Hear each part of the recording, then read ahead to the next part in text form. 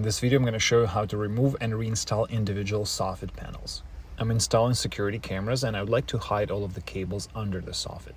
First, remove all of the fascia nails closest to the soffit panel you're trying to remove. I'm using this clip removal tool for that, and it works really well for those small size nails.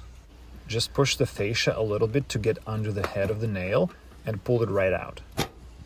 Once all of the nails are removed, you'll have just enough playroom to remove the soffit. Soffit panels are held in place with staples or nails. Go ahead and remove them using long nose pliers. I'm also going to use these hooks to make this process a little bit easier. Now pull back the fascia and release the front edge of the soffit. After that, the entire panel will slide right out. It's that easy. Notice how soffit panels connect to each other. Previous panel fits into the groove of the next one. Putting the soffit panels back is a bit more tricky, but it's not too hard if you do it right. Insert the back side of the soffit panel into the channel on the wall.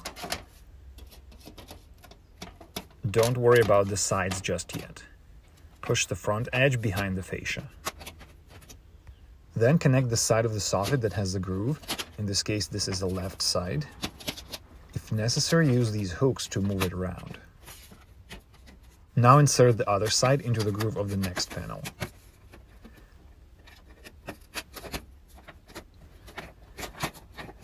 Staple the soffit panel and nail the fascia. As you can see, it's pretty doable. Give me a like if this video was helpful. Links for all of the tools will be down in the comments section below.